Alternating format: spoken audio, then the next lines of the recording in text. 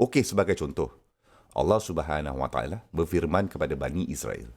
Ya Bani Israel, uzkuru ni'mati allati an'amtu alaikum. Ingatlah nikmat-nikmat Allah Subhanahu Wa Taala pada kamu. Dan Allah Subhanahu Wa Taala seterusnya berfirman, Wa anni faddaltukum 'alal 'alamin. Dan aku telah memilih kamu dari semua kaum yang lain. Aku telah memberikan kamu macam-macam yang belum pernah aku berikan kepada mana-mana bangsa sebelum kamu. Dan kamu tidak pernah sekalipun mengaitkan perkara itu kepada Allah Subhanahu Wa Taala sebagai sebuah kaum.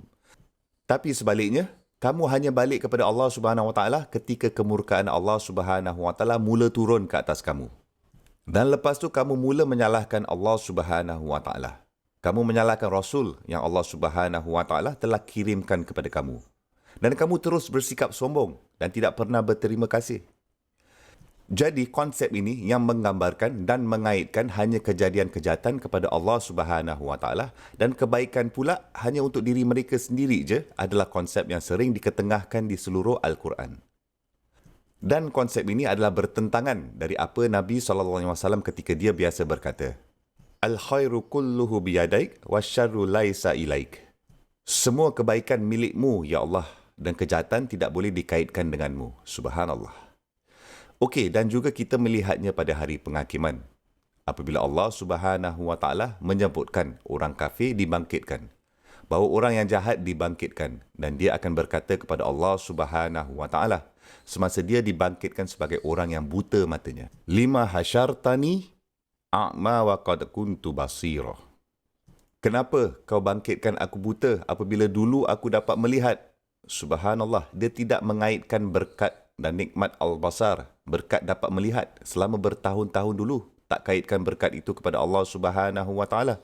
Sebaliknya, dia mengaitkan kebutaan yang dia dapat sekarang kepada Allah Subhanahu Wa Taala.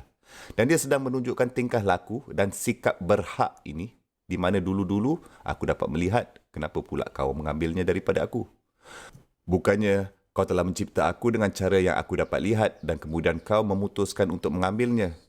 Bukannya apa yang telah aku buat untuk layak kehilangan penglihatan mata yang kau berikan kepada aku.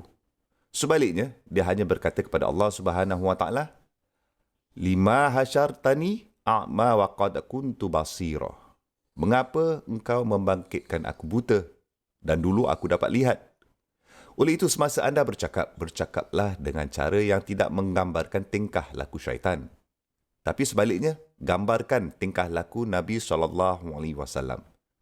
Bukan juga tingkah laku dari sebilangan orang yang jahat dari Bani Israel, tapi tingkah laku Musa AS, yang sentiasa menyebutkan berkat-berkat dan nikmat-nikmat yang dikurniakan Allah Subhanahu Wa Taala.